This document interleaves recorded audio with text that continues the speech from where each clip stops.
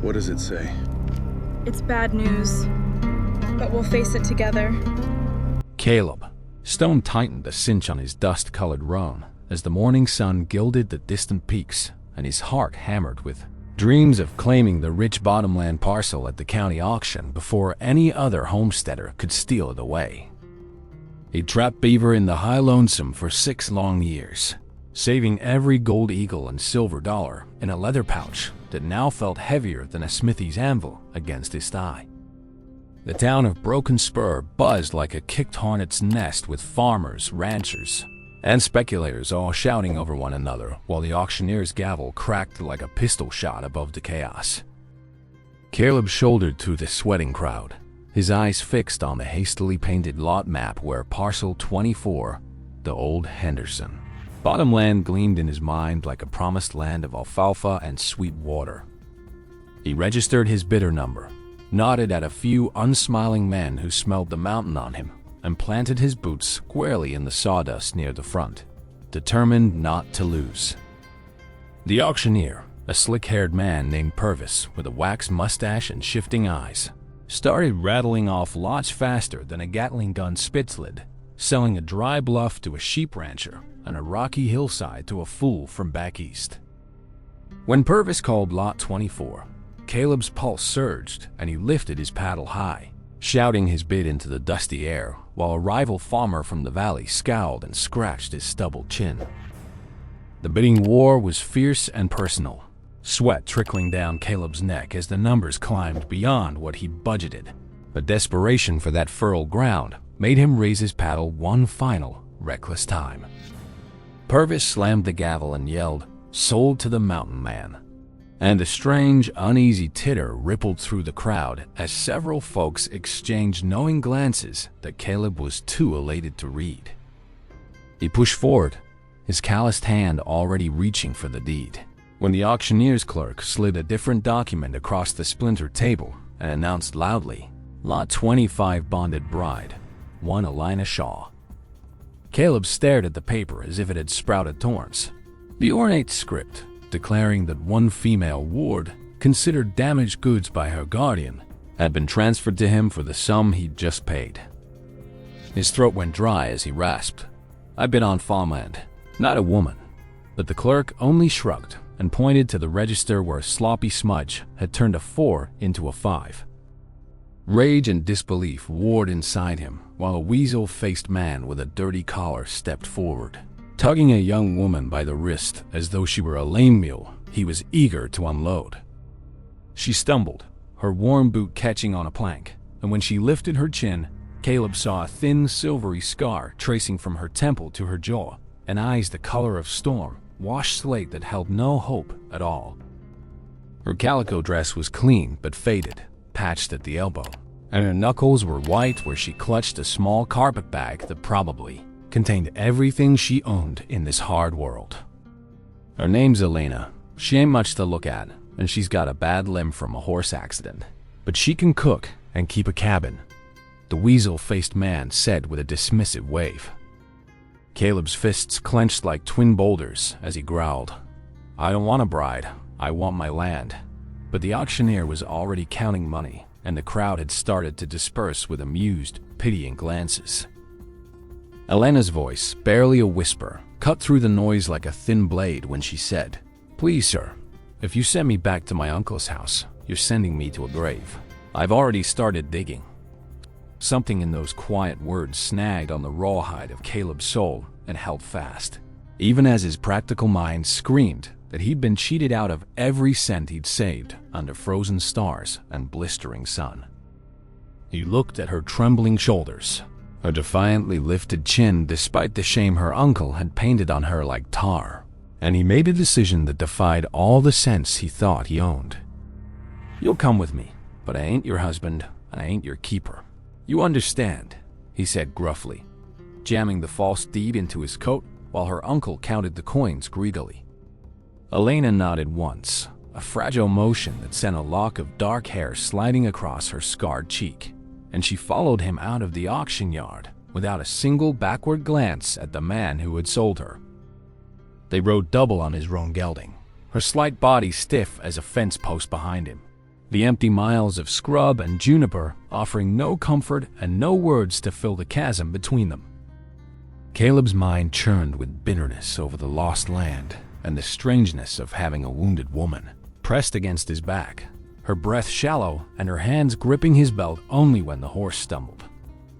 The trail climbed into pine-scented mountains where the air turned cool and the sunlight fractured into golden shafts that made the forest floor look like a cathedral he had long stopped believing in.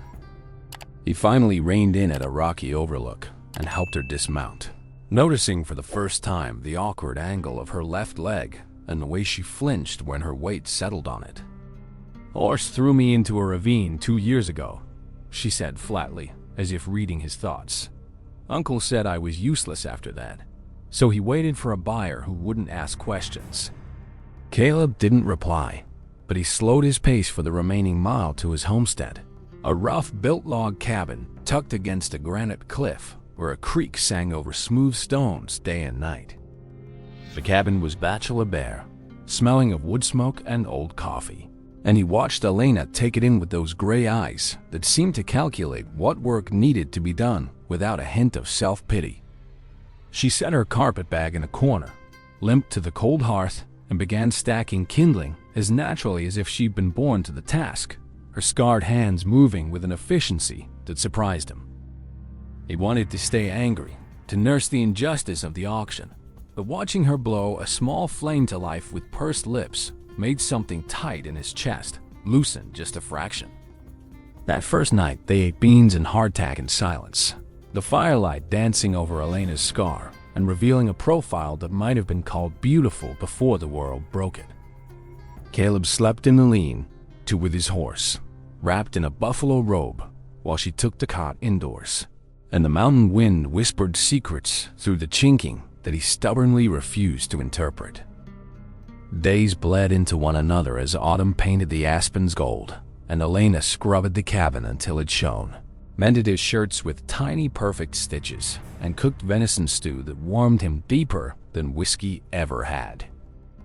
He'd catch himself watching her hobble to the creek for water, her limp a cruel rhythm that made him want to find the horse that threw her and shoot it, though he knew the beast was long dead.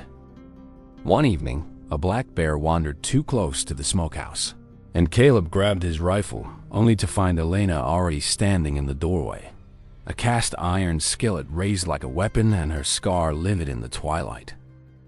"Get back, you fool woman," he barked, leveling the rifle, and she shot him a look so fierce and fearless that the bear ambled away simply because it sensed a creature more dangerous than itself. After the bear vanished into the timber, Elena sagged against the doorframe and let out a ragged breath that carried the weight of someone who had been fighting alone for a very long time. Caleb eased the skillet from her grip and said quietly, "You ain't broken, Elena. You're the strongest thing I ever saw." And the words surprised him because they felt truer than scripture. Her lips parted, but no sound came out, and instead she turned her face away so he wouldn't see the tears that she had forbidden herself to shed in front of any living soul. That night, they sat together on the porch under a spill of stars so dense it looked like spilled salt. And for the first time, Elena spoke of the day her mare shied at a rattler and tumbled them both into the ravine. She told him how she'd lain at the bottom for 2 days with a shattered leg, how her uncle found her but never sent for the doctor because a crippled niece wasn't worth the expense, and how the scar came from a sharp rock that nearly took her eye. Caleb listened without interrupting, his knuckles wide on his knees, and when her story ended, he simply said, "You've got a home here for as long as you want it. No strings attached." Something shifted in Elena's gaze, a cautious bloom of light like the first star at dusk, and she replied, "Then I reckon I'll stay and help you build that ranch you've been dreaming of." The following Sunday, they rode together to Broken Spur to hear a traveling preacher, and the townsfolk stared openly at the mountain man with his scarred, limping woman who held her head high as a queen. Outside the church, her uncle appeared like a rattler sunning itself, his eyes narrowing as he hissed, "I sold you fair and square, girl, and if he don't want you, I'll find another buyer." Caleb stepped between them, his shadow swallowing the smaller man, and his voice was a low rumble of thunder when he said, "She ain't property anymore, and if you so much as breathe her name again, I'll forget I'm a god." Fearing man. The uncle paled and slithered back into the crowd, and Elena looked at Caleb as if seeing him for the very first time. Her scar no longer a mark of shame, but a battle honor she wore with a strange rising pride. That evening, standing by the creek where water splashed over ancient stones, Caleb took her calloused hand and said, "I didn't buy land that day, but I think I found something worth a whole lot more than dirt." Elena laughed softly, a sound like distant sleigh bells, and answered, "You bought a broken bride." Caleb stoned, but maybe I was just waiting for a man who could see past the cracks. He kissed her then, right there with the creek singing and the aspens trembling gold, and it tasted of wood smoke, hope, and a future neither of them had dared to sketch even in their most secret dreams. Word spread through the territory about the mountain man who'd accidentally bought a wife and ended up with the fiercest, most loyal partner in all the high country. A neighboring rancher, impressed by their grit, offered Caleb a stake in a cattle drive that earned them enough silver to finally purchase a prime piece of land down in the same valley he'd once lost at auction. Together they staked out a homestead with their own hands, Elena drawing up the cabin plans while Caleb felled logs, her limp never slowing the bright, determined fire that now burned steadily in her gray eyes. She planted a kitchen garden that thrived, started a small flock of chickens, and even gentled a wild mustang that nobody else could touch, naming him Second Chance because the name fit them both. One afternoon, as they rested on their new porch, watching the sun melt like butter over the fields they owned together, Caleb chuckled and said, "I went to buy farmland and accidentally bought a broken bride instead." Elena leaned her head against his shoulder and replied, "You went to buy dirt and got a heart that learned to love you, so I'd say you made the better bargain by a country mile." Their first child, a girl with her mother's storm gray eyes and her father's stubborn jaw, was born in the same cabin they built with their own hands while a blizzard howled outside like a lonely wolf. Elena insisted on naming her Hope because that was the one thing her uncle had never managed to take from her, and the one thing Caleb had, returned in full measure with every sunrise they shared. As the years rolled on like a gentle river, their ranch grew prosperous, and their love deepened into something as solid and enduring as the granite peaks that watched over their valley. Travelers would sometimes stop at their door, drawn by tales of the legendary mountain man who'd been fooled at auction and gained a treasure instead of land, and they always left with full bellies and lighter hearts.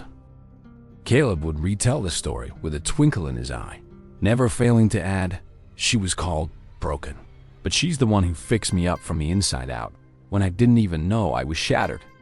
And Elena, sitting nearby with her knitting and her still faint scar gleaming like a silver thread in the firelight, would smile in that quiet way of hers and say, "Love didn't erase my scars. It just made them mean something beautiful." When the railroad finally pushed through the valley, surveyors offered them a fortune for their land, but they turned it down flat because no amount of money could buy the life they'd wrested from the wild together. They grew old on that same porch, watching grandchildren tumble in the grass, and even when Caleb's hair turned white as winter snow and Elena's limp grew more pronounced, they still held hands like young sweethearts. One evening, a traveling photographer captured their portrait, and though the image was sepia and stiff, it radiated a warmth that made strangers pause and wonder what story those two old folks carried in their quiet eyes.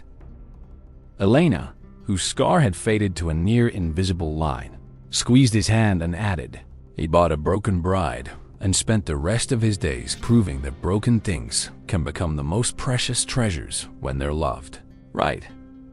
When Caleb passed on a golden morning, Elena laid a single sprig of mountain laurel on his chest and whispered, "You gave me back my life, and now I'll carry yours in my heart until I see you again." She lived another 5 years, never remarrying, and when she finally joined him, the whole valley turned out to honor the woman who had once been sold as damaged goods and became the beloved matriarch of an entire community.